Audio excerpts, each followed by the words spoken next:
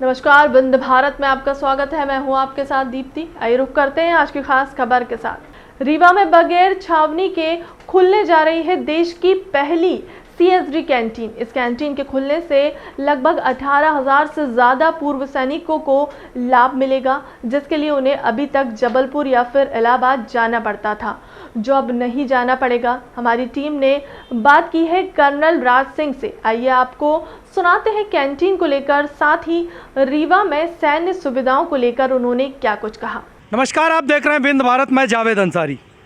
मैं मौजूद हूँ सैनिकों के यहाँ पर अस्पताल में। रीवा का एक यहाँ पर जो सैनिक हैं जो रिटायर हो गए हैं उनके लिए यहाँ पर इलाज होता था।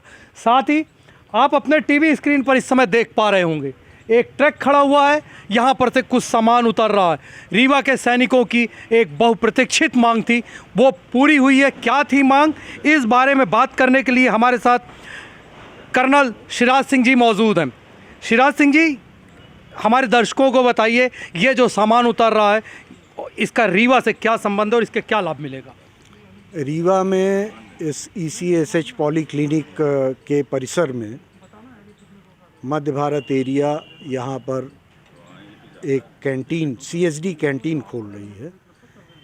इस कैंटीन का उपयोग सेना में जो इस समय कार्यरत तीनों अंगों में कार्यरत सेनानी हैं और भूतपूर्व सैनिक, उनके परिजन, उनके पुत्र, उनके पुत्री इसका लाभ ले सकेंगे। पहले इसके लिए उन्हें जबलपुर या इलाहाबाद जाना पड़ता था, लेकिन दुर्भाग्य की बात है कि विगत 60-70 साल में यहाँ छावनी के अभाव से रीवा क्षेत्र में, जिसमें रीवा, शहडोल, सतना, सिंगरौली, सीधी, डिंडोरी, अनूपपुर, उमरिया और आधा सतना आता है, यहाँ कोई भी छावनी न होने के कारण यहाँ CSD नहीं खोली गई। बहुत ही हर्ष की बात ये है और सभी भूतपूर्व सैनिकों और उनके आश्रितों के लिए ये बहुत हर्ष की बात है कि हमारे मध्य भारत एरिया के GOC general officer commanding lieutenant general Sudhir Mohan साहब 23 मई को इस पॉलीक्लिनिक में आए थे और उनको इन समस्याओं से अवगत कराया गया था।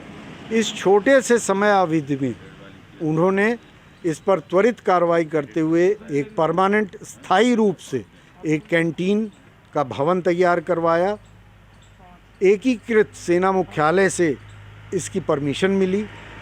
उसके बाद दिल्ली स्थित CSD का जो हेडक्वार्टर है वहाँ से कैंटीन की परमिशन मिली और आज ये इस परिस्थिति में खड़ा है जो आप समक्ष देख सकते हैं कि 18 तारीख को इसका उद्घाटन है। 18 तारीख को इसका उद्घाटन है। पॉलीक्लिनिक के बाद CSD कैंटीन अपने आप में इस क्षेत्र के लिए बड़ी उपलब्धि।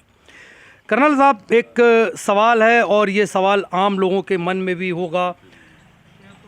पहला तो ये कि आम आदमी को क्या इससे लाभ मिलेगा, दूसरा सैनिकों को क्या क्या सामान यहाँ पर उपलब्ध होगा?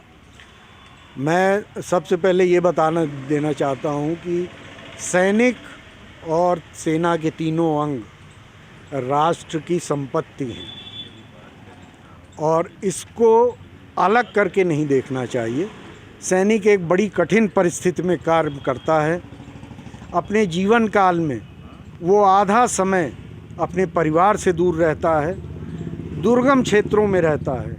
इसीलिए भारत के संविधान में 3-4 विषय जो हैं वो इन सैनिकों के हेतु, इनके कल्याण हेतु इस संविधान में दर्शाई गई हैं। सर्वप्रथम जीवन पर्यंत उसको पेंशन देना, उसको स्वास्थ्य की सुविधा देना, कम दाम पर CSD कैंटीन स्टोर डिपार्टमेंट की सुविधा देना और साथ ही हर प्रदेश के हर ज़िले में एक सैनिक कल्याण अधिकारी नियुक्त है, कार्यालय है, जो कि उनकी व्यक्तिगत समस्याओं को पेंशन से लेके ज़मीन से लेके हर समस्या को देखता है।